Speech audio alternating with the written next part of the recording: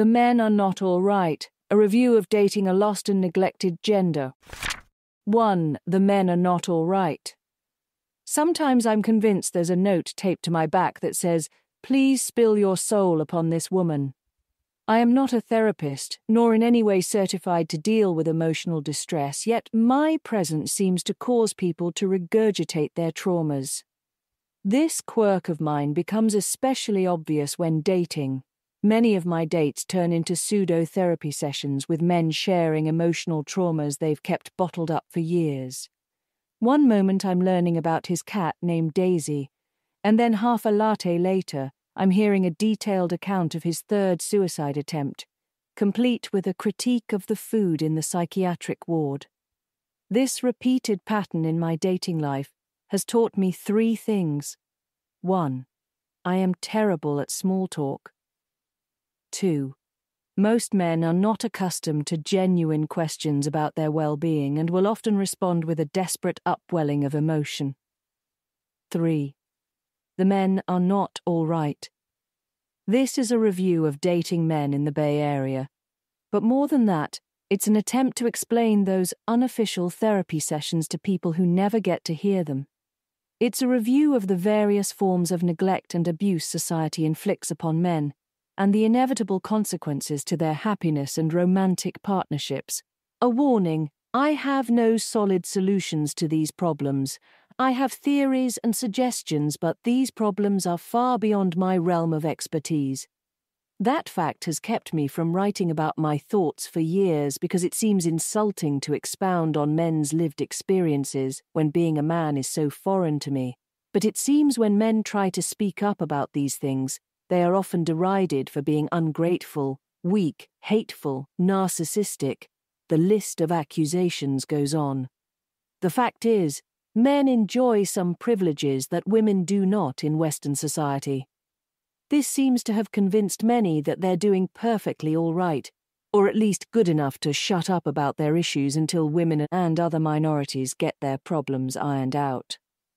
Most of polite society, the elite individuals who often influence narratives in the media and academia, seem locked in a zero-sum mindset, convinced that discussing the pain of men requires ignoring the problems of others. I believe the opposite is true. The pain facing both men and women is evidence of a wounded society, and you cannot heal an injury by only stitching half of it. The rest of the wound will fester and spread infection, and then your stitches are of no use.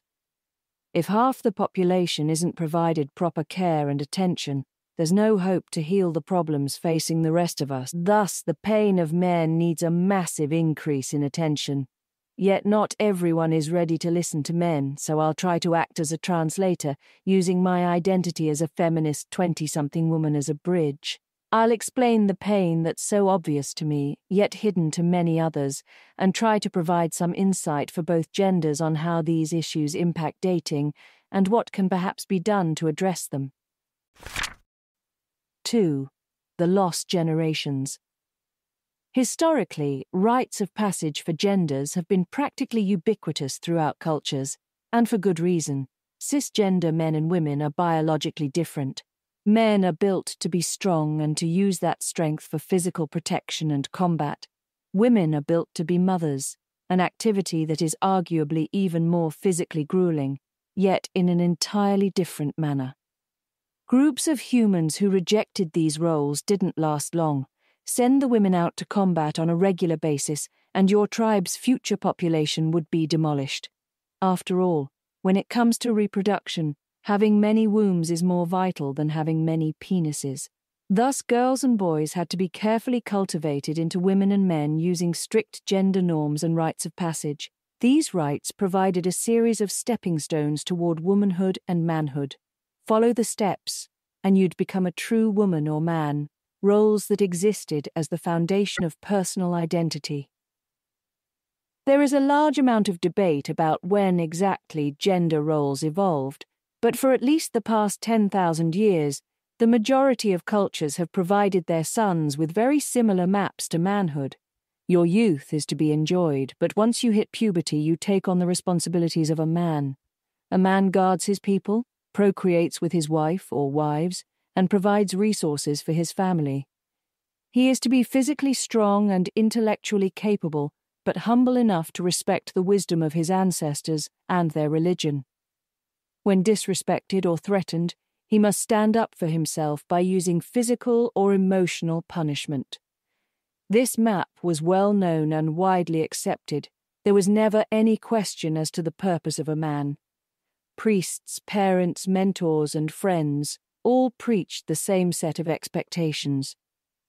In return for fulfilling these many requirements, a man would be given respect, romantic and sexual companionship, devotion from friends and family, the right to take part in a spiritual tradition, the honor of his legacy being passed down through children, and the physical and emotional safety of a community. There's much that can be critiqued about this old model. Indeed, thousands of works of critique have been produced in recent centuries, and many damning flaws have been exposed, but this old model provided men with a purpose and a path, ensuring they couldn't get lost, as long as they met the clear, unified expectations.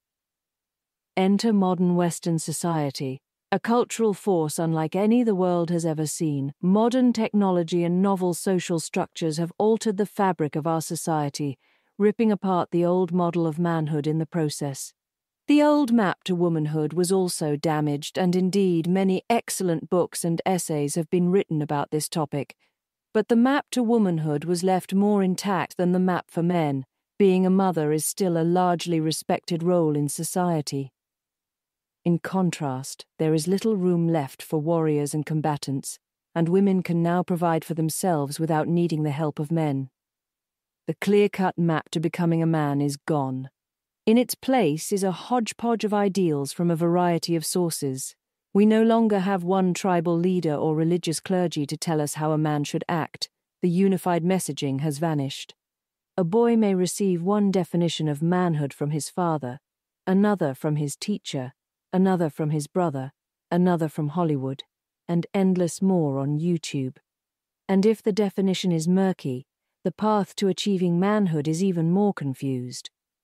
In modern America, a minority of boys are born swaddled in communities that actively guide them through the process of becoming a man.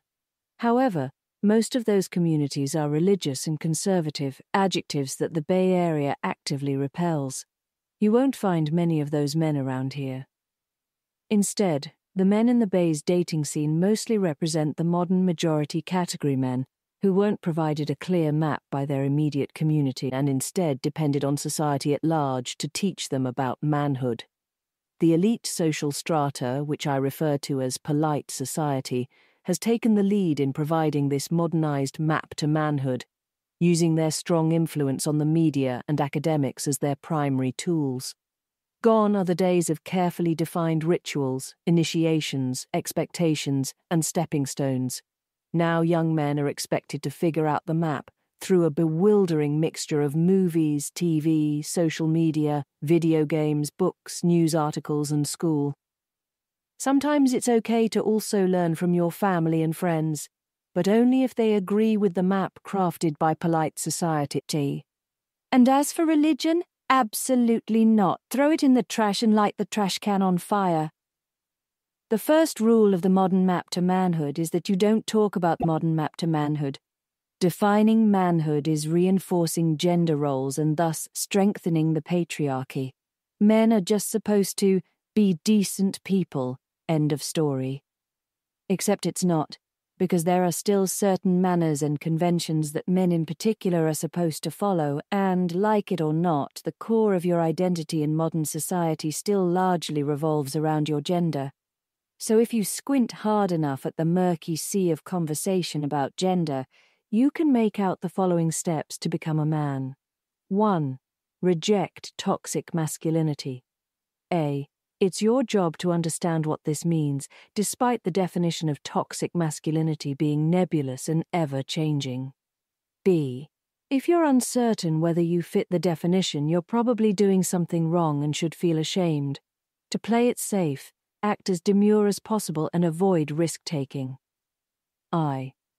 If you adopt these mannerisms and it harms your romantic pursuits, do not complain. 2. Be your authentic self. A. Your authentic self should not be dominant, highly interested in sex, competitive, emotionally reserved, prone to risk-taking, bad at reading emotions, stoic, or interested in power. B. You should consider many of your masculine personality traits to be symptoms of a poisoned society rather than potentially inborn characteristics and feel ashamed if they exist within you. I. Don't bring up the multitude of scientific studies that question this belief. C.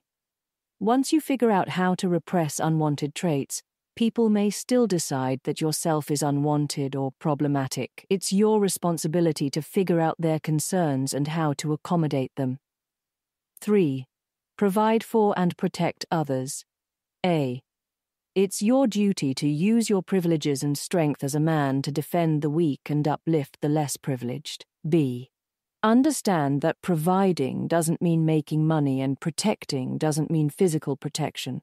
Those are outdated concepts that reinforce the patriarchy. Provide emotionally and protect against systemic injustices. I. If you fail to provide money and physical protection, or at least a physically capable physique, you'll be locked out of many relationships. But don't complain about this discrepancy between stated and actual expectations. 4. Stop obsessing over being a man. A. Gender roles are toxic, especially masculine ones, and it's pathetic to care so much about being manly. Yes, gender is so vital to our self-identity that many trans individuals would rather commit suicide than be forced to repress their gender. But it's toxic for biological men to adopt manhood as a vital part of their identity, so just stop it. 5. Don't expect anything in return for fulfilling these requirements. A. This would be demanding a reward for meeting the bare minimum requirements, and that would make you gross and entitled. This is the new guidance we're tossing at young men. It's the equivalent of taking away GPS from a driver and handing them a map scrawled by a half-blind cartographer tripping on acid. The obvious result is getting disastrously lost. The only question is, which type of lostness will impact a man? 3. Patterns within the pain. Over the years, I've developed mental categories for the varieties of lostness men are faced with. Each one comes with its own unique troubles that stymie the health of men and the success of their relationships. There is no science behind my categories. They are merely my attempt to find patterns within the misery of others. Their boundaries are fuzzy, so men may belong to multiple categories, or may transition from one to another. I find it impossible to review dating in the Bay Area without utilizing these categories. My experiences with each category are wildly different. Some cause me to walk away from a date feeling sad, some scared, some hopeful. Below, I offer a description of 5 of the most common categories I've encountered, the paths that lead to these particular forms of lostness, and what happens to men who fall into these categories. I also offer my review of dating men from each category and discuss how their lostness impacts relationships. I hope my experiences can be enlightening to individuals who may find themselves trapped in these categories. Sometimes a third-party viewpoint can be helpful for finding yourself. I also hope to provide some insight for how women navigate dating and what red and green flags we may be picking up on. This, of course, is merely anecdata and should be taken with a massive grain of salt. But more importantly, I hope this framework can help people to have more empathy for men who fall into these categories. The public commons are filled with lamenting about floundering, immature, selfish, hateful men who are toxic to society.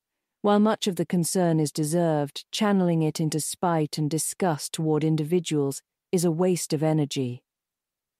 These men did not wake up one day and intentionally decide to be filled with anger, anxiety, and apathy towards society. Society failed them, and when they tried to point this out, their concerns were shrugged off. Our broken system for raising young men deserves spite and disgust. The individuals trapped in that system deserve empathy and help. I hope this framework can help to shift conversations about these lost men toward finding solutions, rather than blaming young men for their troubles. So without further ado, I present my categories of lostness. 4. The categories of lostness. The man who is not. The man who is not isn't the sort of person you'd expect to get lost, at least not if you knew him when he was young. He was a pretty normal kid with a pretty normal childhood. Good friends, decent family, stable home life. Yeah, there were a few rough spots, but who didn't have those? He's not exactly a standout success, but he gets good enough grades that get him into a good enough college. He's reluctant to go. He doesn't enjoy school all that much, but his parents push him to get a degree, and after he arrives, he decides college life isn't half bad. He makes some friends, dates a couple girls casually, and enjoys plenty of parties. The worst stressor seems to be the nagging question of his degree concentration and what career he's going to pursue. He's changed his mind 3 times already, unsure what he really wants from his life, and his guidance counselor and parents are starting to lose their patience. He finally settles on economics. It's certainly not his passion, but he's always been good at math, and this seems like a decent way to make money from that talent. He still has no idea what he wants from life, but at least now he'll have time and resources to figure it out. He graduates with his bachelor's and takes a job as a data analyst at a big bank in the city. He's excited. He's been promised by mentors and Hollywood and Instagram that this is going to be a magical time of his life, full of new adventures and self-discovery. What he finds isn't nearly so exciting. Work is boring and draining, consisting of the same tasks every day with a workload that grows ever larger, and he has zero emotional attachment to the end product. He quickly starts to suspect he chose the wrong major, or maybe the wrong job, although mentors shrug off his concerns. Work isn't supposed to be fun, they say. Get used to it. It's not uplifting advice, to say the least. He tries to distract himself from his miserable job with his social life, but it's not as easy as he expected. All his college friends move to different cities, and their texts grow increasingly rare. The city is huge, filled with hundreds of thousands of people, but it feels like they're a swarm of NPCs. Few people talk to him unless he approaches first, and dialogue is always transactional. He would like to buy a cup of coffee. They would like to know where the bus stop is. He wants to sign up for a gym membership. Sometimes he tries to steer the conversations to more personal topics, and he manages to get a few phone numbers and promises to hang out sometime, but when he texts them, they never reply. He's lonely. He doesn't like admitting it, not even to himself, because it feels pathetic. After all, there's nothing wrong with him. He's a perfectly pleasant individual, and people have said he's smart and funny, and he's never struggled to make friends in the past. Yet the thousands and thousands of people who surround him couldn't care less about his existence, and their apathy begins to grow a heavy lump of despair within him. He consults the internet, and Reddit tells him to find a community. This seems like solid advice, so he tries to form stronger relationships with his co-workers. After all, work is the closest replacement he has to the structured community he had at college. Back in school, being trapped on campus together just naturally led to friendships and relationships, and he assumes the same will happen at work. He's wrong. People don't have time to chat during the day, and they don't want to hang out after work. They have partners and families and hobbies to get to, and besides, what happens if they have a falling out? That would make office interactions weird. The office is a place for friendliness, but not friends, and certainly not romantic relationships. The rejection stings, but he's not about to give up. He joins a running club and a book club and starts attending group classes at his local gym. He's not really sure if he enjoys any of these activities, but they seem like good ways to meet people and join new communities. As the weeks tick past, people start to remember his name, and he gets added to some group chats for scheduling activities. Suddenly, his calendar is full of events, and his evenings are no longer an endless churn of YouTube and video game binges. He feels better, still not great exactly, but the despair has begun to recede and he can breathe without feeling the primal fear of being alone and isolated. There's still something missing.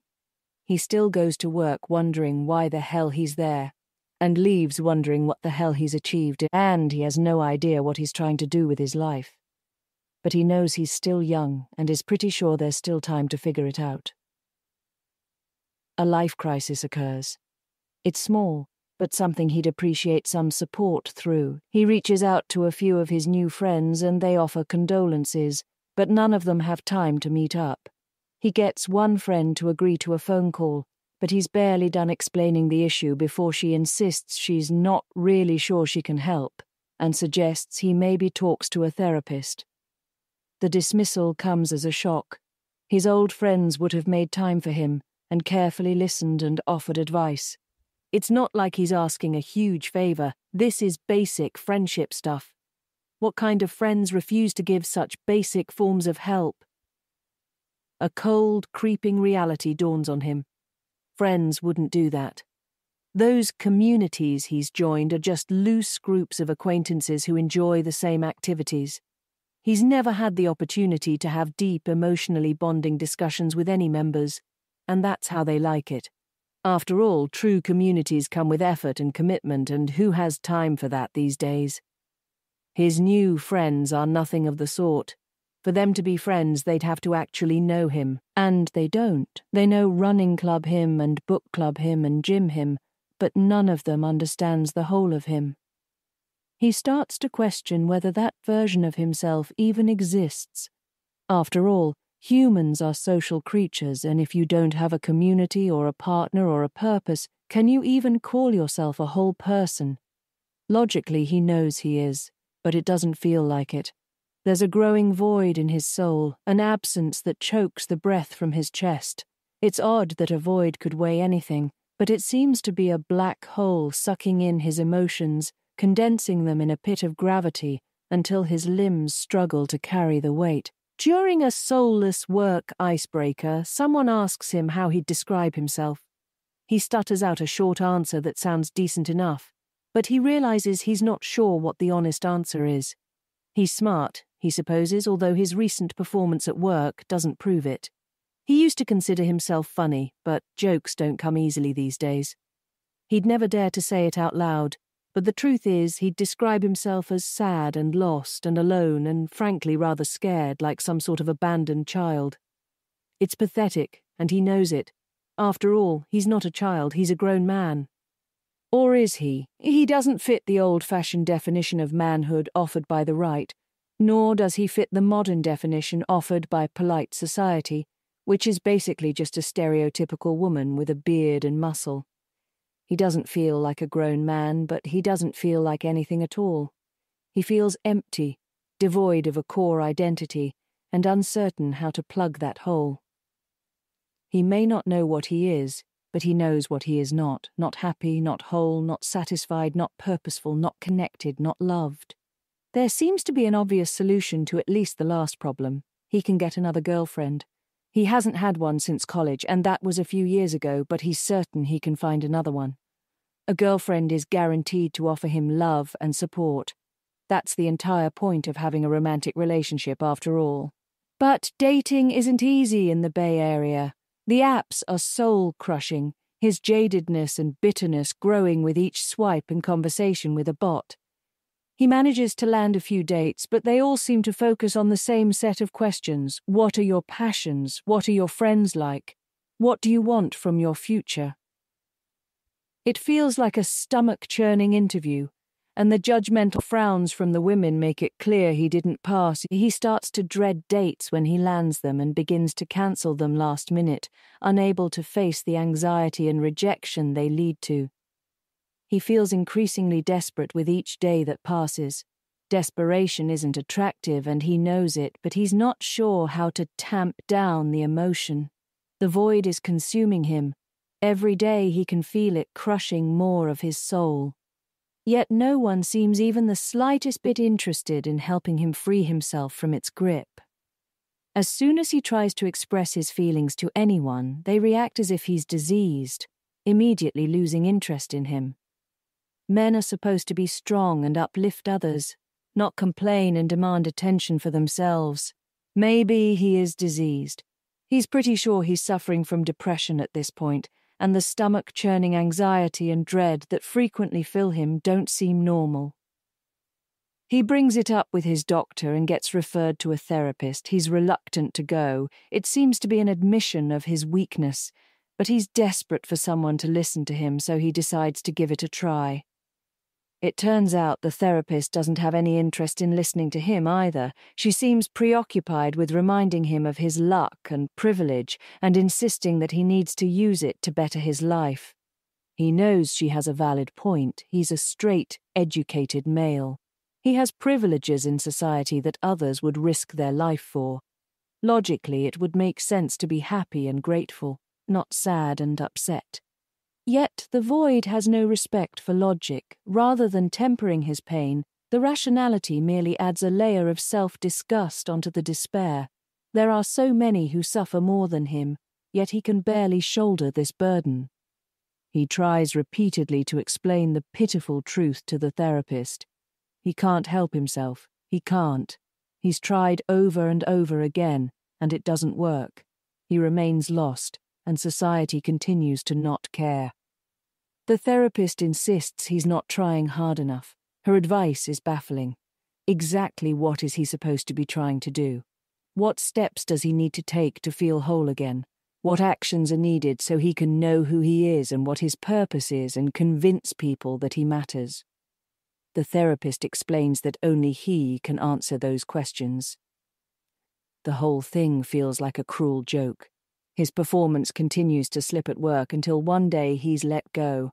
A couple co-workers send a farewell email, but most don't seem to even notice his departure. He knows he should start applying to other jobs, but he's too tired. Tired of the loneliness, of the existential dread, of the rejection, of being reminded how privileged he is to exist as this broken shadow of a human being. The void has consumed him alive, and there seems to be no escape. He lets himself go, doesn't shower as much, stops going to the gym and running club and book club. Some small part of him hopes this will trigger sympathy and cause people to reach out. Instead, it has the opposite effect. He transforms from barely noticeable to completely invisible. He is a ghost now, a haunted remnant of a human, yet the only person who cares is himself, and increasingly even that isn't true. He doesn't want to be invisible anymore. He doesn't want to be ignored and rejected. He doesn't want to be tired and scared and lonely and bitter and lost. He doesn't want to be, and the world doesn't give a single fuck, dating a man who is not. It's rare to actually go on a date with a man in this category. More often I find them glancing at me, only to abruptly look away when I try to meet their eyes. Attempts at conversing with them are usually met with hollow replies and an exhausted sense of suspicion. On the rare instances I've ended up on dates with these men, it seems they've already used up all their hope and energy to schedule and arrive to the date. By the time we actually sit down for coffee, they've shriveled back into a ghost, providing half-hearted answers to questions about themselves. When they do talk freely, it's usually a rant. Most of them seem to realize ranting isn't ideal behavior on a first date, but they're clearly desperate for someone, anyone, to listen to their pain. Yeah, it's going to scare away the woman, but she's not going to stick around anyway. No one ever does.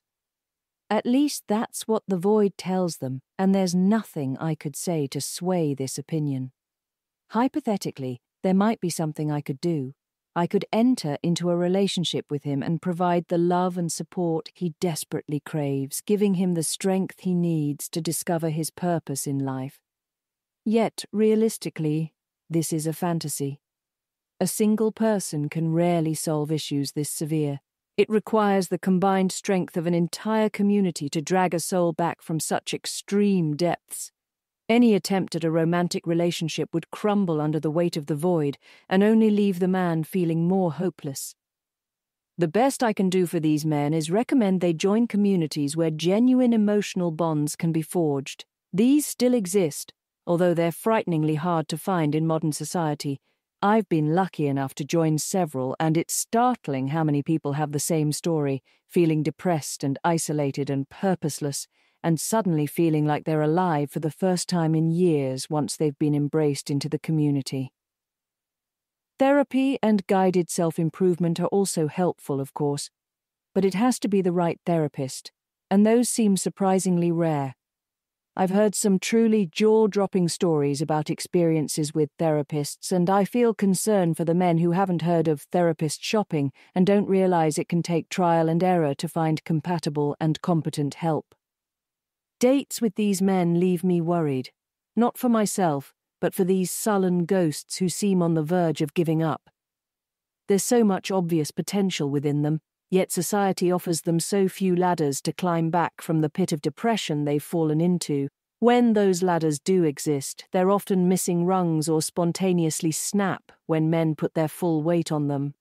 We need more resources for these men, and even more importantly, we need better maps for them so they don't lose themselves to depression in the first place. The man with a plan. The man with a plan is the inverted twin of the man who is not.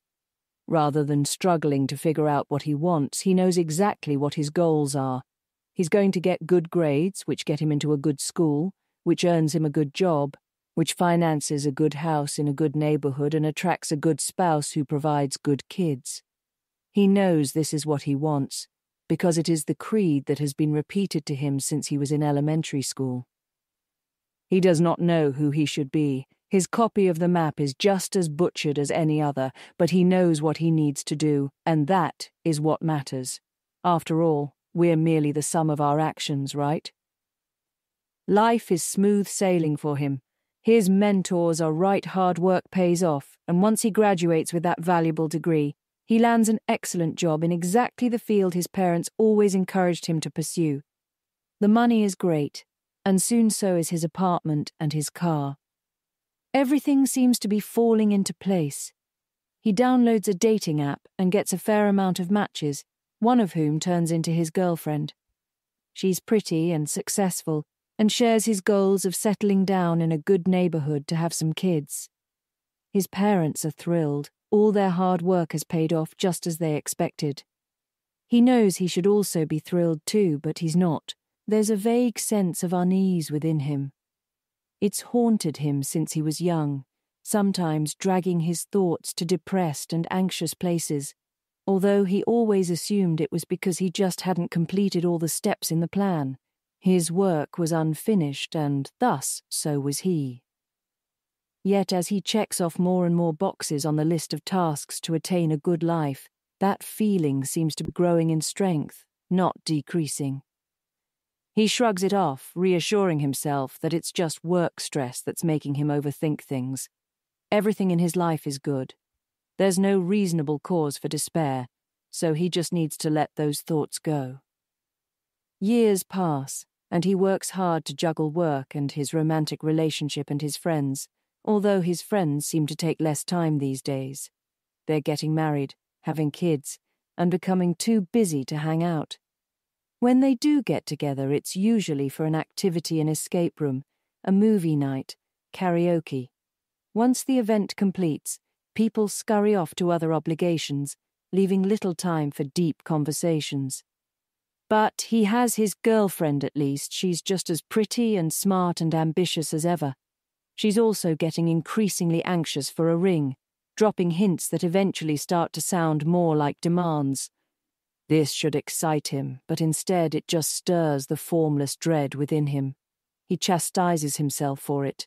He needs to grow up and learn to commit. He's too old to be yearning for the life of a bachelor. As they say, the grass is always greener on the other side. One night, as they lay in bed, his girlfriend asks him how many kids he wants. He realizes that he doesn't know, and actually, now that he thinks about it, he's not even sure if he wants kids. They scream a lot and they make all sorts of noxious odors and messes, and saddling himself to a dependent for 18 years seems rather terrifying. The thoughts come to him unbidden, and he doesn't dare to voice them. 2 kids. That's what he tells his girlfriend, and she seems pleased enough with this answer.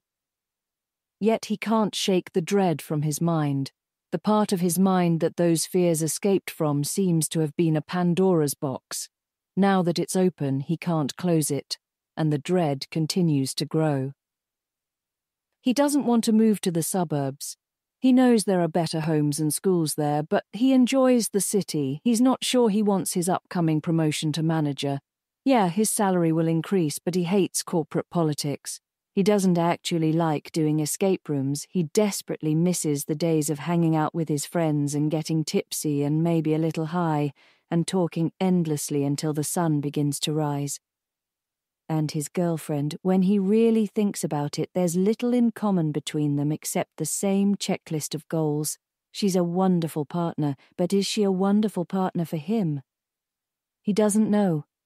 For so long, he's convinced himself that people are just a sum of their actions, and if he just has a solid plan, he's going to be a good person with a good life. Now he realizes that's a lie. Yes, actions matter, but so do feelings, and he's spent his entire adult life actively repressing his feelings, tamping them down in a desperate attempt to follow the plan and gain happiness. But it's been a fool's errand. He's followed the plan, and it's only led to existential dread. He wants to discuss these things with his friends, but he realizes they hardly know him anymore because he hardly knows himself. He lost himself somewhere in the endless march of the plan, and he begins to wonder if he's ever fully existed at all. He's followed his parents' biddings ever since he was a young child, and chastised himself for any desire he's ever had that doesn't fit into the cookie-cutter ideal of capitalistic success. His girlfriend says he's been acting odd lately, cold and distant.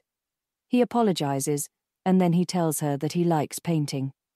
She probably doesn't know that, because she's never seen him do it, because the last time he painted was during art class in high school. He was good at it, and he loved it. It made him feel alive. His teacher suggested he could become a professional someday, but he'd immediately rejected the idea, knowing the life of a starving artist wasn't a good plan. Maybe he was wrong. Maybe he should have embraced that life. Maybe he'd be happier and wouldn't wake up every morning with crushing dread at the thought of going to work. His girlfriend says they should sign up for some wine and paint nights. He says they should break up. He quits his job too. He hates it. It consumes his time and sucks at his soul, leaving behind a robotic husk. He's done with that bullshit, done. His friends suggest he's having a mental breakdown and needs help. It confirms his suspicions. They don't know him at all. If they did, they would see that he is helping himself. He's finally taking the time to find and understand himself, to discover his purpose. For a few weeks, he's elated and excited to be on this new journey. But then, the existential dread begins to creep back in. He's never really done anything without a plan, and he's still not entirely sure what he's trying to accomplish. He knows he wants to find himself, but he's unclear on what that requires, and the self-help books he consumes seem to have muddled and contradictory answers. He starts painting again, taking up classes at a local studio, but his skill level is that of a 14-year-old with potential. He hasn't practiced in 2 decades, and his work is weak compared to most other artists his age. He's not used to being the least skilled person in the room. His prior plan never allowed that as a possibility, and the sense of failure is disorientating. He also has no idea what he's going to do with his art. He wants to make a plan, but also balks at the idea of trapping himself in yet another series of checkboxes. He signs up to see a therapist, and she assures him that he just needs to find his happiness, but this feels like picking out a gift for someone he's never met. How is he supposed to know what makes him happy if he's never been given the chance to figure out who he even is? He doom scrolls on social media, wincing at the posts about people's deep passion for their jobs and blazing love for their significant other. Part of him feels disgusted by what he perceives as disingenuity. After all, he was making similar posts just a year ago and it was all a facade. But another part of him feels a cold wave of fear. What if all those other people aren't faking it? What if he's just broken and unable to feel the same happiness and fulfillment that others experience? He feels empty. His unknown future starts to feel like a crushing concern, rather than an exciting adventure. His few remaining friends suggest that maybe he should try to get back together with his girlfriend, maybe try to piece together his old life. It's not too late, they assure him.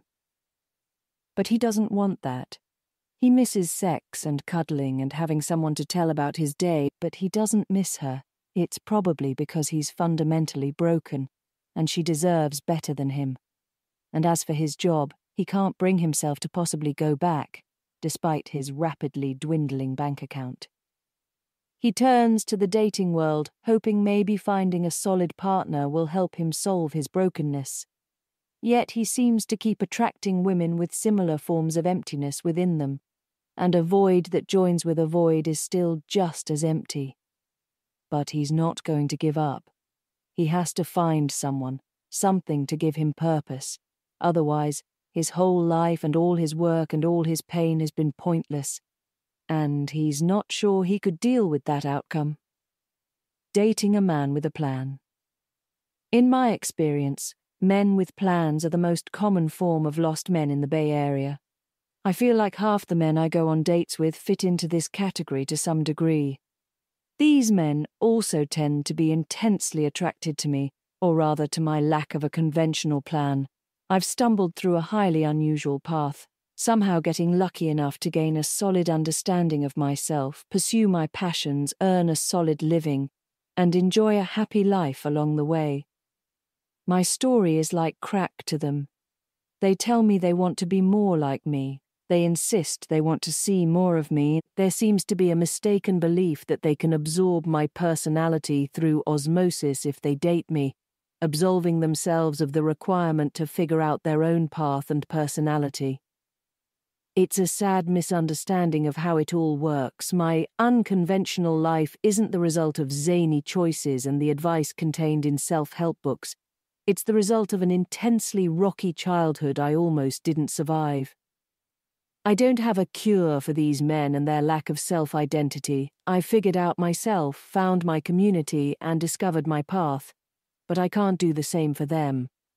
Once they figure this out, they almost immediately lose interest in me, which is for the best, as I struggle to feel romantic attraction toward men in this category.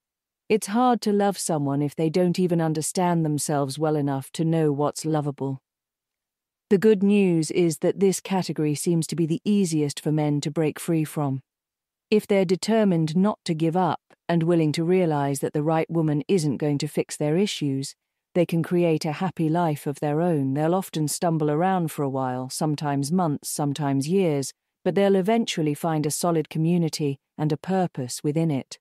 Their brain is already programmed to follow plans and good habits, so as soon as they figure out a new map for themselves, the rest becomes easy. The process of figuring out a new plan can be rocky, though. I won't sugarcoat that bit. The reality is that a good community is hard to find, and purpose often comes from a certain amount of suffering. Some men never manage to climb out of this category and adopt the hopeless lostness of a man who is not.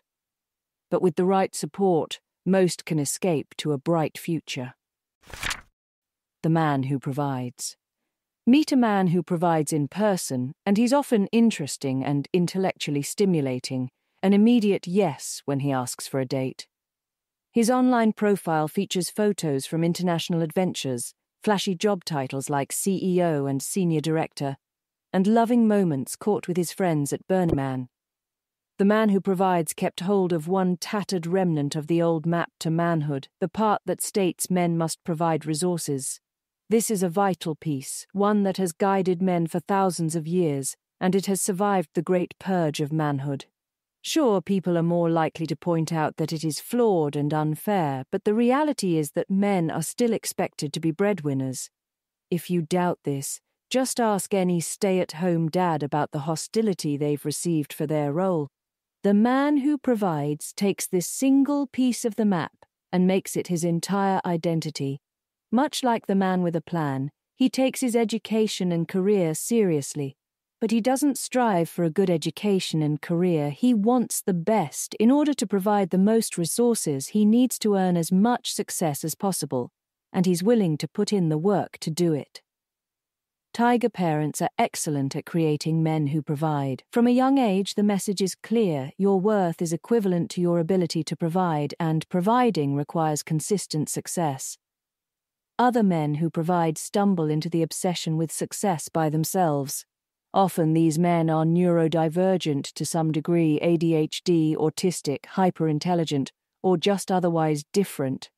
They exasperate and confuse others, and are the subject of bullying by both peers and authority figures. Success is an escape valve for these men. It earns them praise their personality never receives. Before long, it becomes a costume, a mask slipped over their personality to ward off apathy or disdain. The man who provides graduates at the top of his class and lands a job at a top company, which doesn't come as a surprise to anyone who knows him. It's also not a surprise when he leaves the job to found his own company, which is sure to be a success. And despite his insane work hours, the man who provides somehow manages to accomplish a vast amount of extracurricular activities as well. He travels the world, speaking of it the same way most people speak of triathlons. The globe is not a tantalizing opportunity, but rather a challenge meant to be vanquished. He knows precisely how many countries he's been to and how many he has left. He's fond of drugs and brags of the enlightenment he's found in acid and mushrooms.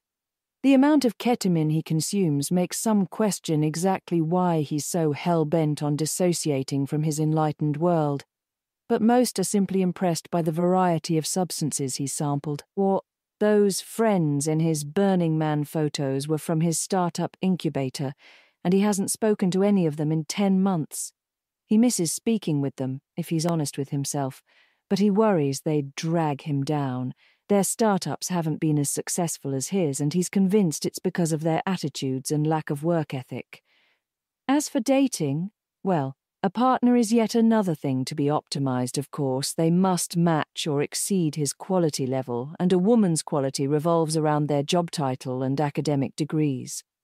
His dating life is tumultuous, to say the least. He goes through periods of casually dating many women, proving his desirability to those around him.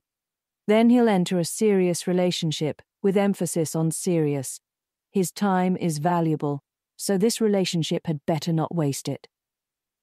The relationship will seem perfect at first. Two successful, powerful, passionate people combining forces. What could possibly stand in their way?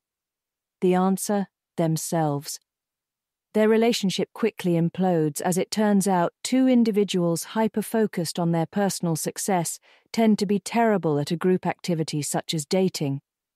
Back to the carousel of casual dating he goes, carrying stories of his ex who just couldn't match his intensity and resented his success. Then into another serious relationship, this time with someone with a bit less self-esteem and a determination to prove her worth to this intimidatingly accomplished man. The relationship lasts longer this time around, a year, maybe 2. Then it implodes just as violently, with the woman insisting he was a manipulative and neglectful partner. He's baffled by the claims. She's the one who is always offering to support his success. It's not like he made her do anything, and besides, everything he did was for the both of them. He just wanted to provide. Back to the carousel of casual dating he goes, still carrying the hope of finding the one, a woman to complete him, to prove to the world that he's an attractive, successful man.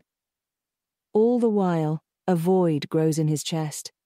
Every day he seems to wake up with less energy and more dread. A friend hints that he's burning out, and this insinuation panics him, so he runs off to the Amazon to do some ayahuasca about it. But the travel and drugs no longer invigorates him in the same way, and it's beginning to truly worry him. He refuses to focus on these emotions, though. Emotions make him illogical and weak, and he needs to be strong and decisive. He'll keep his focus on his company's success, making sure that he can continue to provide and prove his worth. And in the meantime, he'll keep searching for his perfect match to reap the rewards of his success, and reassure him that he's truly an excellent provider.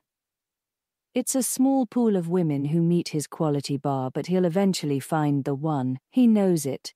After all, when he puts his mind to something, he always succeeds. Dating a man who provides. Two words sum up dates with these men: pity and frustration. These dates generally begin with these men stating that their time is quite limited, hinting that they've made quite the sacrifice to offer some of it to you. Things only go downhill from there, with the entire affair feeling like an intense job interview.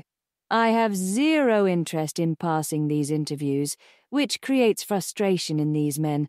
I've wasted their precious time and they've wasted mine.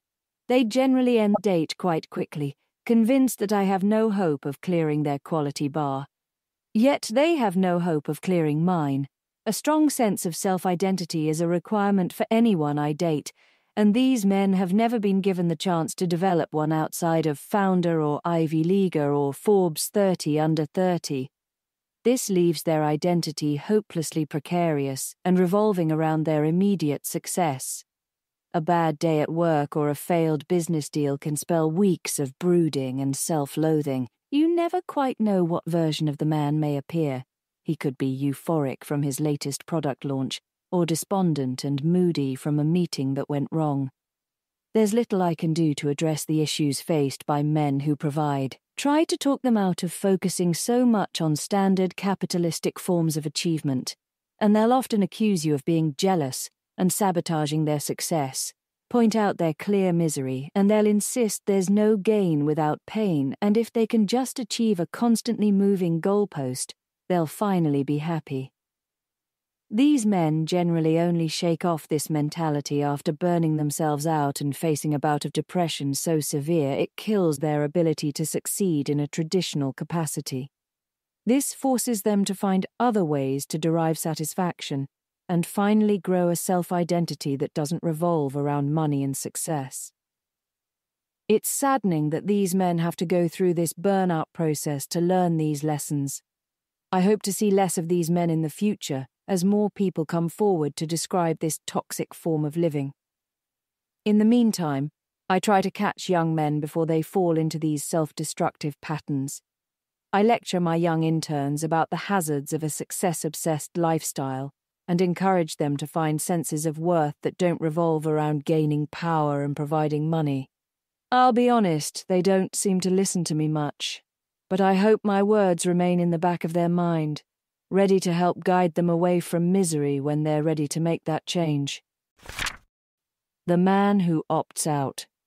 The man who opts out is a growing contingent of the male population, but a rare sight in the dating world. These are men who have given up on dating, or never even attempted it in the first place.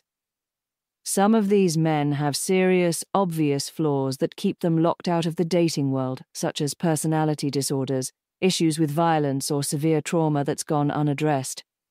The majority don't fit this description, though. In fact, in the Bay Area, a large number of these men are very high-functioning members of society who are smart, respectful, and financially successful. Often, the man who opts out is the victim of bullying or neglect as a young adult. People accuse him of being awkward or short or shy or overweight or an undesirable ethnicity.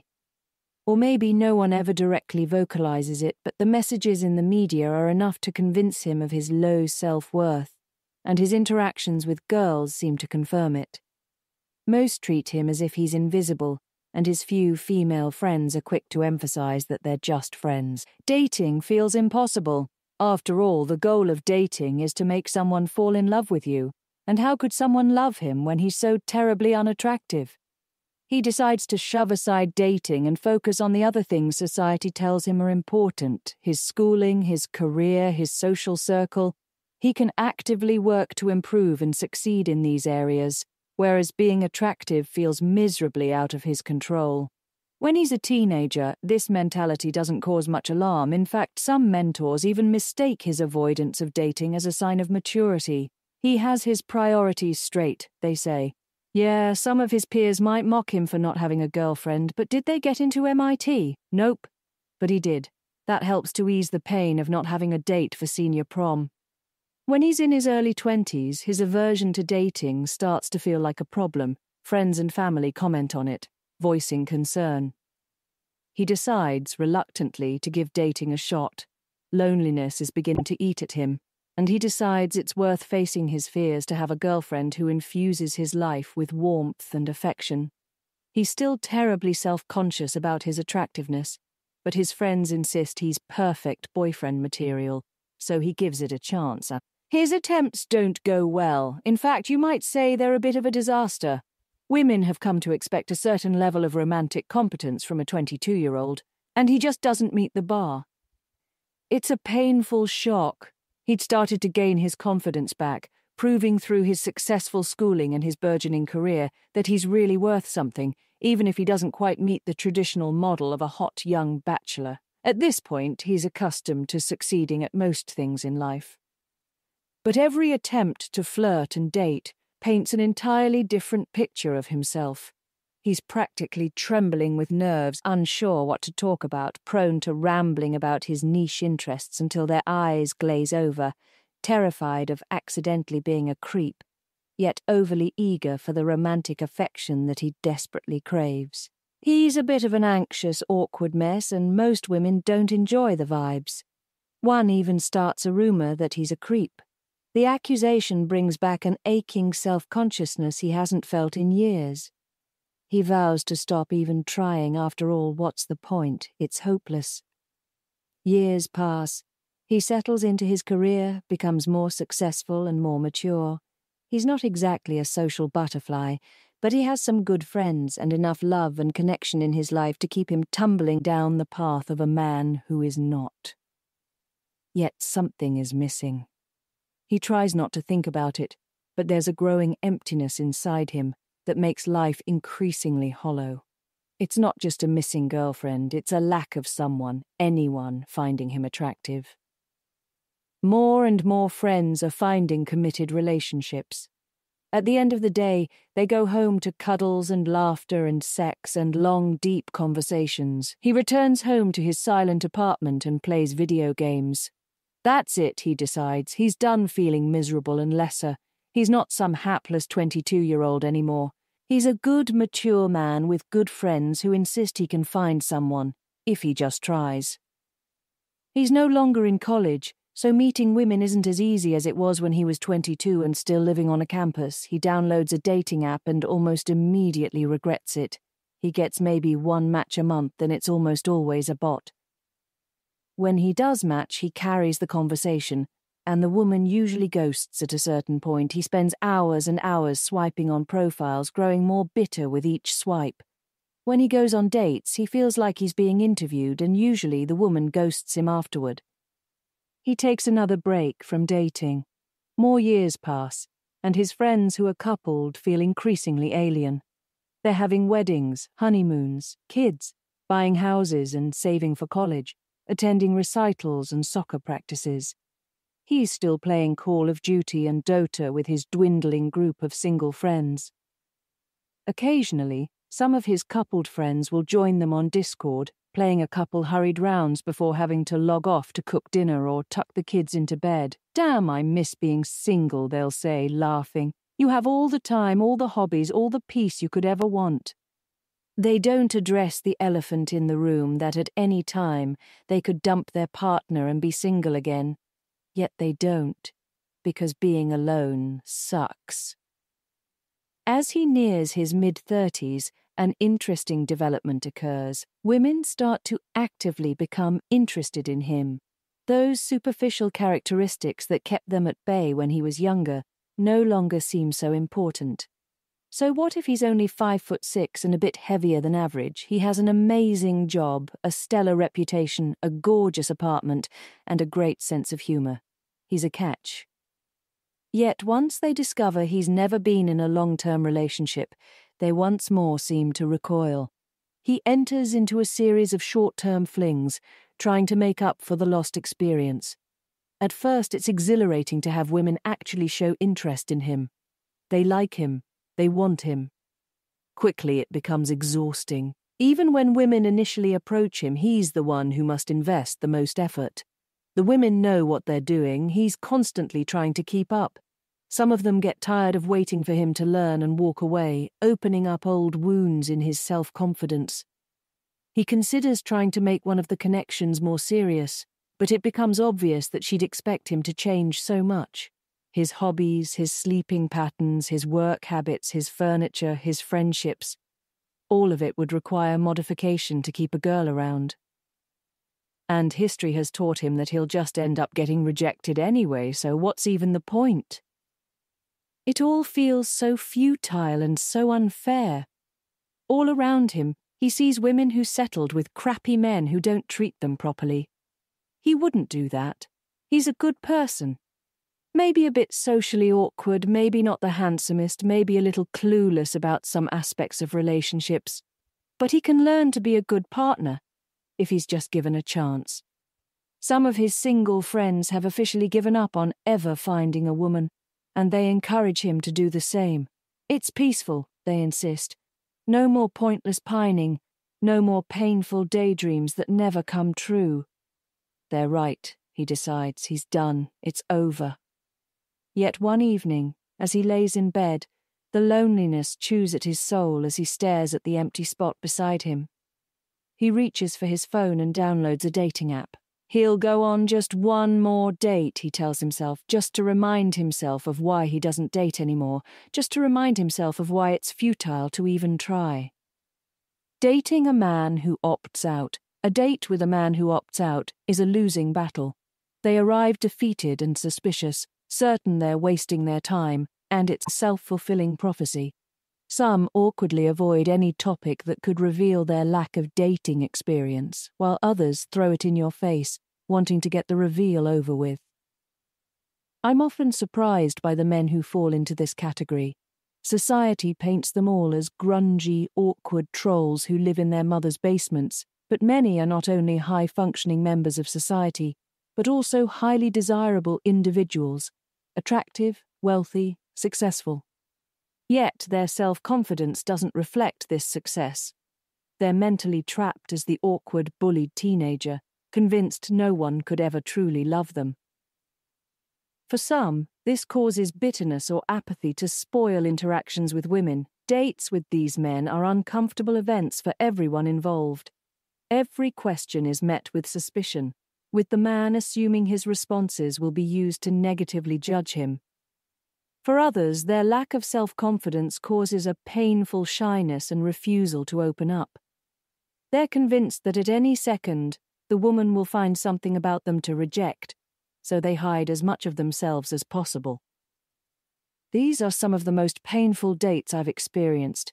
The nurturing side of me wants to pull the man into a hug, to assure him he's enough, to promise I won't judge. Yet the logical side of me knows I need to judge. Ultimately, it's a necessary part of dating, and a crippling lack of self-esteem is a death blow for the stability of any relationship. If I want a healthy relationship, I simply cannot date someone with that trait.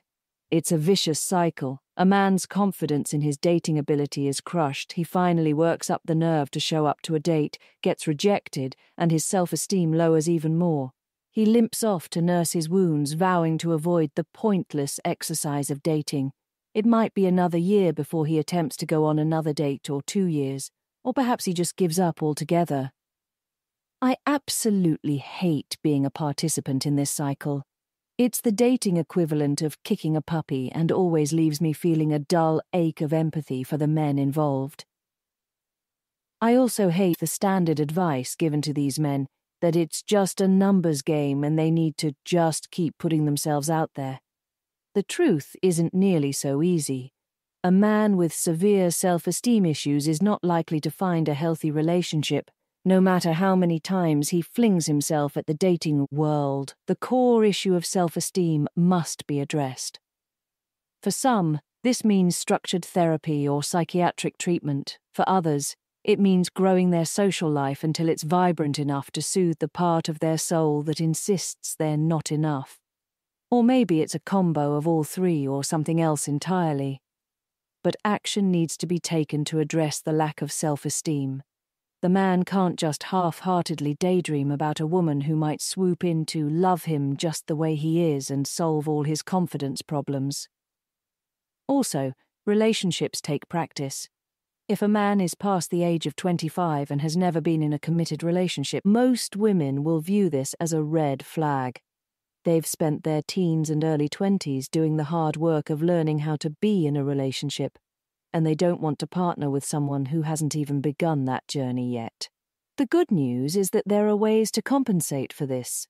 I would happily date a 30-year-old who has never been in a romantic relationship if he has other social relationships to prove his viability as a partner. Close ties to his friends, family, and community can prove he's well-versed in all the vital elements of a relationship: communication, trust, empathy, honesty, etc. Yet the fact remains that the longer someone opts out of the dating world, the harder it becomes to opt back in. So my advice to men who fall into this category is to rip off the Band-Aid. If they want a partner, they need to start working toward it now. Overcoming insecurities and past traumas takes time and effort. The good news is that men who fall into this category seem to be pleasantly surprised at how quickly their social and romantic prospects improve once they identify and address the root issues. Many of them happily graduate out of this category and go on to have wonderful relationships. I have a feeling the man I end up partnered with will be someone who graduated out of this category. After all, both my previous serious partners fell into this category earlier in their life. I seem to have a soft spot for people who overcome insecurities. They tend to be delightfully empathetic and dynamic individuals. In the meantime, I'll continue to try to encourage men who fall into this category not to give up. There's a path to healthy, happy relationships. It may not be simple, but as the tired but true saying goes, nothing important ever is easy. The man who becomes a beast. The man who becomes a beast often begins as a man who is not. He is lost and depressed and anxious to find himself, yet unsure how to even begin. He drudges through his job, hating every moment, yet sometimes he hates being away from work even more. At work, he's at least acknowledged as a person. As soon as he leaves, the lonely silence of his existence threatens to suffocate him. He doesn't know what he wants from life, but he knows it's not this. The city is filled with young, attractive women that inspire wistful daydreams. Maybe he'll ask one out and they'll hit it off, and then his apartment will no longer be empty. Then maybe she can introduce him to her friends, and the empty abyss of his social calendar will suddenly be filled with dinners and trips and concerts and... No, he doesn't dare. He's far from an Adonis. His physique pales in comparison to most men. Chances are any girl he asks out will say no, and she'll think he's a creep for approaching her. Then she might tell the other women that he's a creep, and the whole thing would be a disaster. It's better not to directly approach women. He can find a girlfriend on the apps. Except that certainly hasn't been going well. He rarely gets matches, let alone dates. On the rare instances they occur, the women seem bored by the conversation and pepper him with questions about his intentions and future that he can't answer. His performance at work slips and he's placed on a performance improvement plan. He knows he'll probably be fired next quarter, but he can't bring himself to care. His doctor tells him he's depressed and tosses some pills at him, but it only serves to anger him. The anger is a surprise. He's not an angry person, or at least he's never been in the past. Yet the emotion keeps flaring to life in his chest, poisoning his mind with spite. Spite toward his idiot manager who doesn't give a shit about him. Spite toward the women who judge him without truly knowing him. Spite at the asshole doctor who mindlessly writes a prescription without bothering to understand the real problem. There's nothing wrong with his head, it's the rest of the world that's the problem. He doesn't do anything wrong, yet the world treats him like he's less than worthless. He doesn't need pills, he just needs someone to give a shit. He struggles to focus and turns to social media to distract his churning mind. YouTube, Instagram, and TikTok indulge him with a steady stream of entertainment, numbing his frustration and anger with an unceasing shower of fitness routines and video game hacks and soccer highlights. Gradually, the algorithms drift toward new content. A buff dude sneers into the camera, pointing an accusing finger as he rants about betas and their pathetic video games and tiny dicks. It's not the first time this influencer has crossed his feed, but it is the first time he actually watches a full video. He's not sure whether to be offended or amused. The video is so over the top that he wants to laugh it off, but it also hits some painful insecurities. He is wasting his life at his shitty job. He would attract more women if he worked out more. He hates feeling awkward and uncertain and invisible. He watches several more videos. The influencer sure isn't a philosopher, but he at least has the balls to discuss the way society has neglected men. High school graduation rates are plummeting. College enrollment has taken a nosedive. Addiction is spreading like wildfire. Incarceration is creeping upwards. Suicide rates are rocketing to the sky. Where's the public dismay? Where's the outrage and the activism? Nowhere, says the influencer. All those activists are too busy accusing men of being dangerous monsters to bother caring about them. Fuck those people and all they stand for, says the influencer. If you want anyone to care about you, you have to make them care, and this influencer knows exactly how to accomplish that. And then he gives it a map for manhood.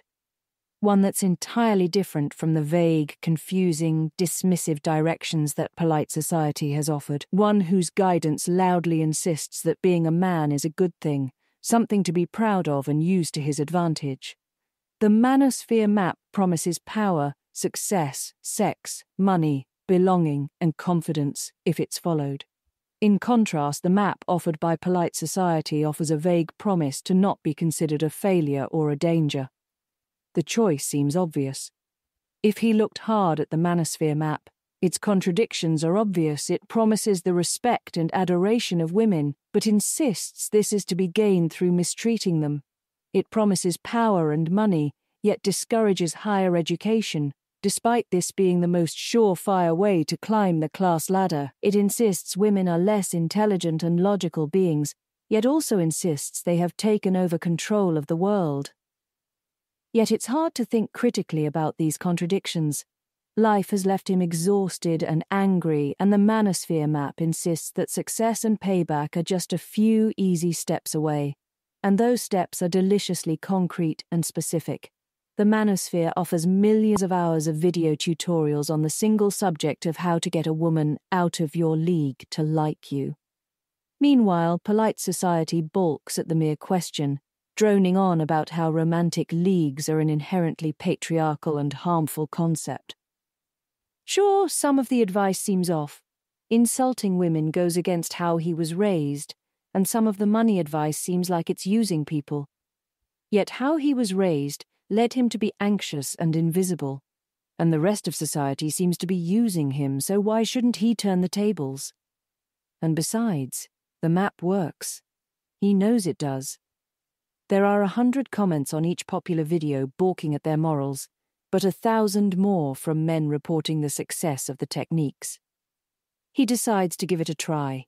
He goes out and uses the techniques at a bar and it works. He brings a woman home for the first time in years. Yeah, she seems kind of unstable and uncertain, but that's to be expected.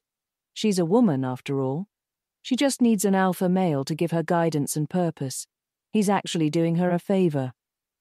He's hooked, on the clear directions, on the sex, on the feeling of power, and although he doesn't like to admit it, he's hooked on the attention.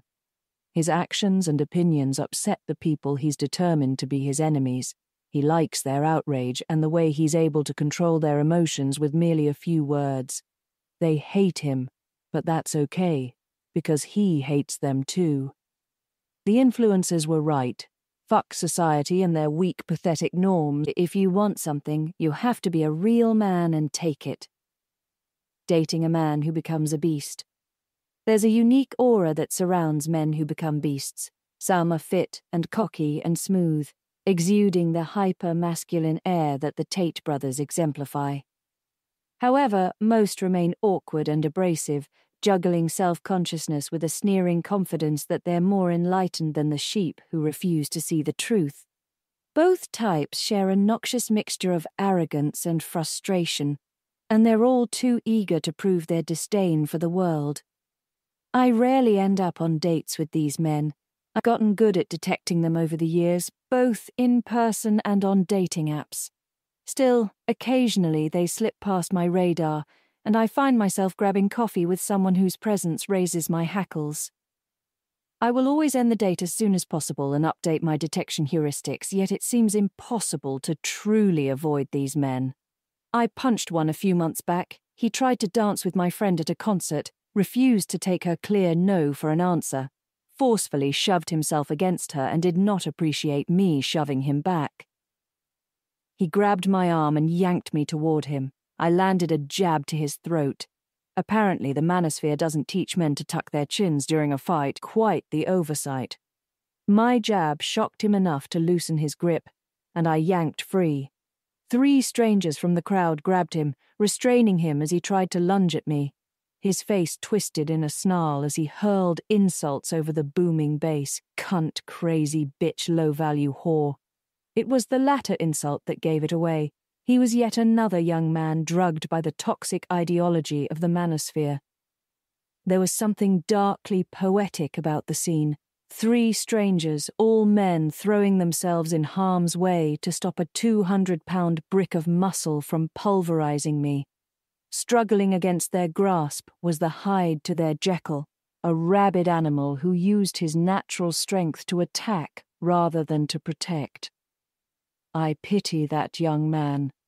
He was well-dressed, handsome and fit, clearly doing something right to have made it to an expensive concert in a popular city. Yet his mind has been tainted by a creed that turned him into a predator. The preachers of this creed promise success and respect, yet in reality they doom their adherents to be unfit for society, forcibly outcast from any loving community. That young man walks the world as a predator, destined to be deprived of the love and respect he yearns for. He'll likely gain some twisted semblance of a relationship.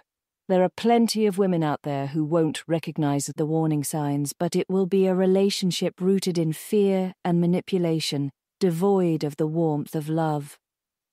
He will feel that coldness. It will haunt him and stoke his anger, and some poor woman will probably be the victim when his rage boils over. I don't know what to do about these men. I worry it's too late for most of them. So many have been steeping in the manosphere ideology for years, and converting them away will be as hard as swaying a religious fanatic. So I avoid them, I fear them, and I sure as hell don't date them. 5. The man who is whole. Don't let my categories of lostness convince you that all men are bumbling through life without purpose. Many men have beaten the odds and become men who are whole, and these men deserve an entire section devoted to them. A man who is whole rarely begins whole. Occasionally they do, but these are rare and frankly baffling anomalies. Most begin within another category, and through a combination of sheer will, some luck, and the support of a community, they forge themselves into remarkably solid individuals. A man who is whole has created his own map to manhood. Often he's been blessed with close mentors, and usually it's coupled with an intense passion for something. Maybe he's passionate about teaching, or building a business, or becoming a father, or creating music, or writing long-winded essays about the dangers of AI. Whatever it is, it's a purpose he can use as his true north when piecing together his personal map. His passions lend themselves to goals, but after some trial and error it becomes clear that obsessing over his personal goals doesn't feel quite right. He needs to find some way to benefit his community through his goals. But what is his community exactly? He's not sure, but he's determined to find out. It's not easy, and he screws up several times, burning and getting burned by various relationships. But eventually he manages to find a solid community, a real one with deep emotional bonds and a mutual desire to provide love and support. His passion gives him motivation. His goals give him intention. His community gives him purpose. Combined, they provide a scaffolding for him to build himself into the best version of himself. He continues to flesh out his map, creating a unique path with the help of his community. Mentors guide him, peers critique him, Friends and partners encourage him. The map is a messy thing with lots of erased sections and some meandering parts, but after several years, it finally feels finished. He knows how to be a man because he knows how to be himself, and there is no doubt in his mind that he is a man. Some of the traits are exactly what he expected when he was a boy dreaming about manhood. His confidence, his strength, his protectiveness. But others were surprise discoveries.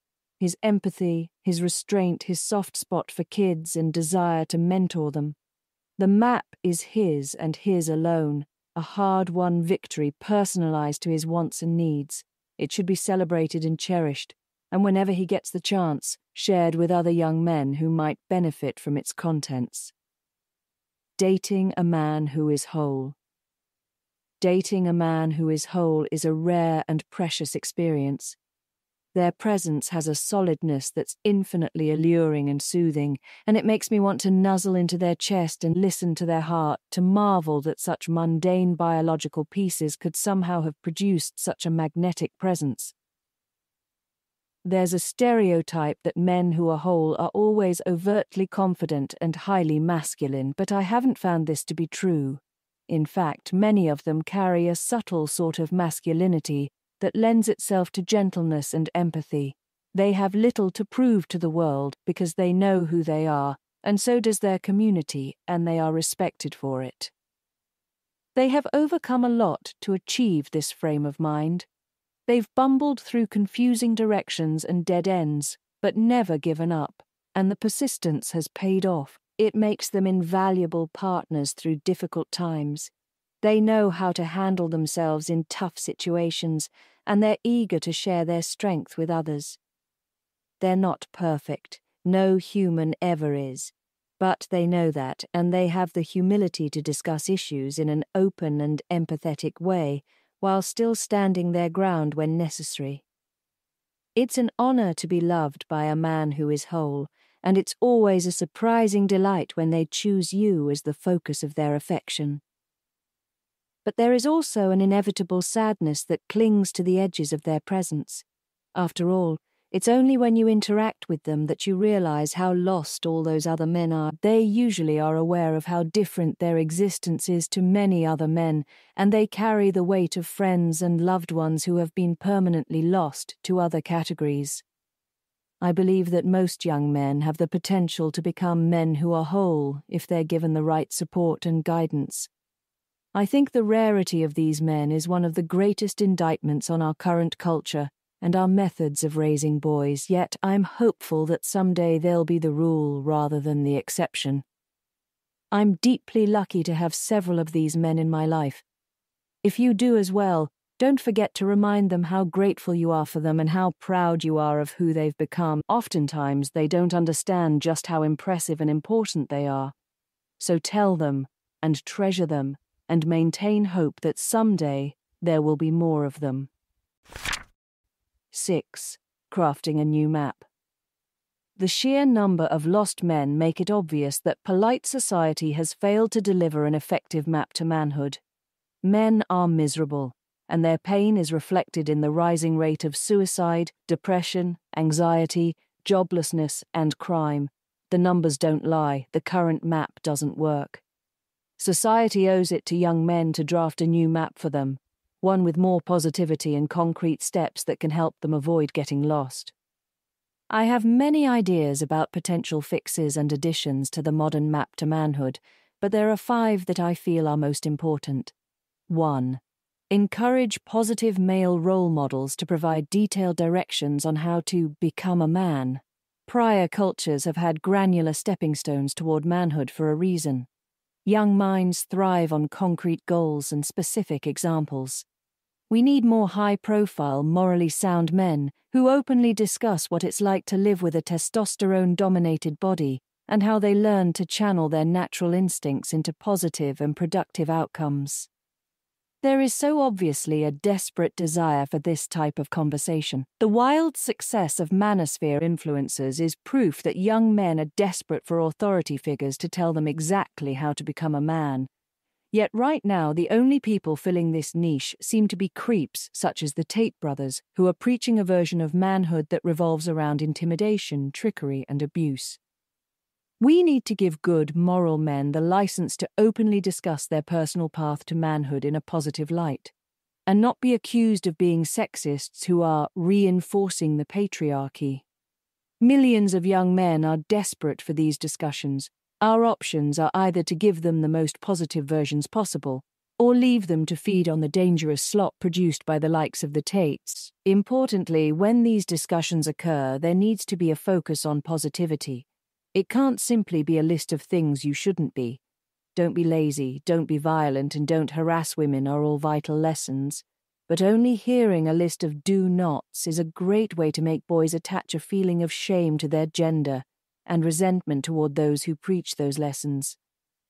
Positivity needs to be woven into the core of the message. We need more do's than do-nots, and those do's need to be specific and understandable. There is no one right way to be a man, just as there is no one right way to be a woman, but we need to provide young men with varied, concrete examples of manhood, highlight the positivity that each form of manhood brings the world, and provide stepping stones for becoming each type. 2. Stigmatize sexist behavior toward men. There is currently a double standard when it comes to sexism. For many decades, there has been rightful backlash against sexist behavior toward women. After millennia of horrific treatment of women in Western society, this focus makes sense. Yet there is an increasingly vocal minority that has decided protecting women is a zero-sum game, and demeaning men and ignoring their concerns will somehow improve the lives of women. Comments such as "men are pigs" or "this is why women shouldn't trust men" run rampant and often escape pushback from polite society. Massively popular social media influencers insist that it's horrible to judge groups of people as a monolith, so terrible, in fact, that it should be considered a crime in many cases. Yet those same people proudly crow about how they'd feel safer encountering a wild bear than an average man. The hypocrisy goes unquestioned in many cases, and those who do dare to point it out are often accused of being closet sexists. An increasing amount of this sexism has real-life repercussions for men. For example, a growing body of studies suggests that some viruses affect men's bodies in more severe ways. COVID and influenza kill a significantly higher number of men than women, even when controlling for other health factors. Yet millions of social media posts mock men for their man flu, insisting men who complain of severe illness are exaggerating their symptoms, or just aren't as accustomed to bodily discomfort as women. This sort of discourse minimizes a very serious issue and discourages further research and targeted health outreach programs. Similarly, the education gap between boys and girls is often discussed in disparaging and sexist terms. Male students are loudly accused of being immature and disruptive when compared to female students, and many influencers insist the education gap is the result of male entitlement and poor behavior caused by the patriarchy. Yet the biological reality is that critical portions of the male brain develop at slower rates than female brains, and our education system wasn't built to accommodate this fact. Boys are at a serious scientific disadvantage in the classroom, yet sexist discourse continues to minimize this issue or insist it's simply proof of weak character. Over and over again, a loud segment of society labels casual cruelty toward men as fighting the patriarchy. In reality, this type of discourse is simply indulging in childish bullying and neglecting serious issues. Yes, there are some tough realities about the impacts of testosterone and other male hormones on behavior, but that's no excuse to accept blatant sexism. Being bigoted toward a group of people is destructive, immature, and harmful. Equality requires caring equally about all members of society. This is not a zero-sum game, and that fact needs to be shouted to the heavens until all understand. Sexism matters, in all forms. It's horrible, and no one deserves it, so let's make it unacceptable behavior for anyone to display, regardless of their gender. 3. Remind men of their worth. There's a strange creed within much of polite society that insists men don't need to be reminded of their worth because they are privileged. In fact, some insist that reminding men of their worth might even make the privilege disparity worse. This mentality is madness. There's a raging epidemic of men who question their worth, and it's leading to them spiraling into lostness and taking their own lives.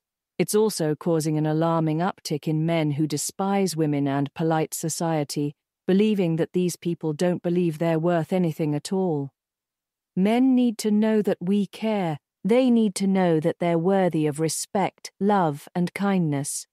The only way this can happen is if we loudly discuss the benefits and beauty that men bring to society.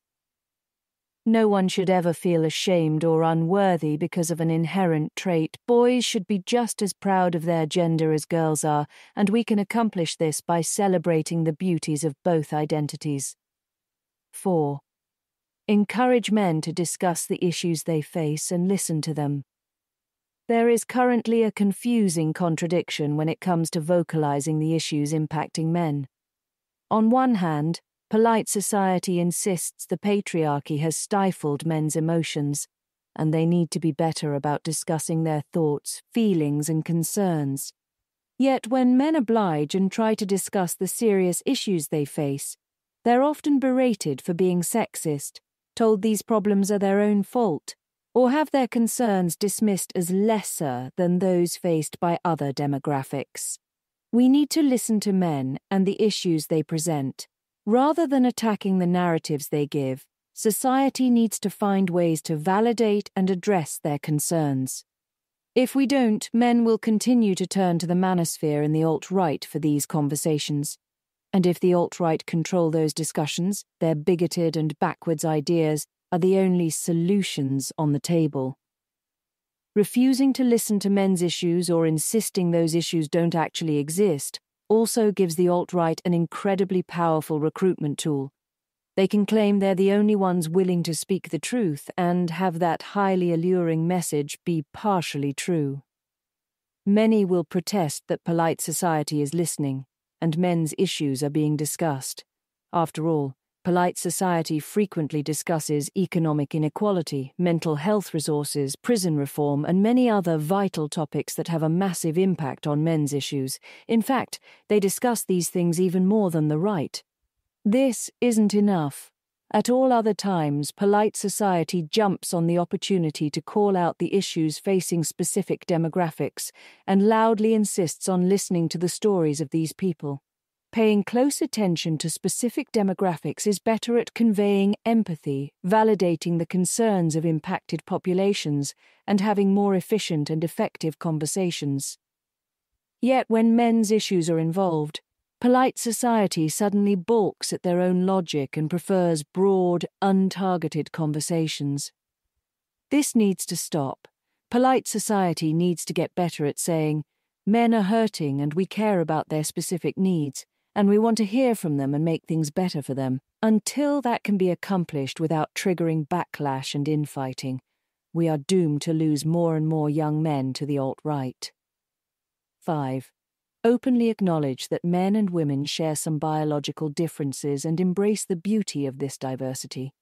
Within polite society, there's a strange insistence for men to be their true selves, yet a rejection of the idea that the average man could perhaps just maybe be biologically programmed to act differently than the average woman, like all species closely related to us. Feminists encourage men to reject social pressure about manhood and be their true selves. Many seem to imagine that when social pressures vanish, traditionally masculine behaviors will melt away, leaving men with all the personality traits of the average woman. Thus, men face a bizarre push and pull, relentless demands to be vulnerable and express your true self, followed by self-righteous fury when that true self ends up being more dominant, more sex-driven, and less intuitively empathetic than the average woman. This needs to stop. It's wickedly confusing for young boys and frustrating for adult men who know with certainty they're inherently different from the average women, yet are muzzled from repeating this truth that explains a lot of their experiences. We need to openly acknowledge these differences and find beauty in them. One of the core messages of polite society is that diversity is a good thing, and this is just another chance to celebrate and embrace differences within people. Of course, we still need to make sure people understand that many men and women will fall outside these average types. Plenty of men will be more traditionally feminine than women, and vice versa. But both of these truths can exist and be celebrated at once. 7. A new beginning. Although this review may make you think differently, I love dating in the Bay Area. There is nowhere else I'd rather live and date, partially because of how dynamic and rapidly changing this city is. The Bay Area has reinvented itself many times, and we can do it again. We can help create the next generation of men who are more grounded, more confident in their identity, less lost, and better romantic partners. It will take effort from all of us and many difficult discussions. But many people in the Bay Area are already hard at work accomplishing these changes, and I hope this essay can help with their progress.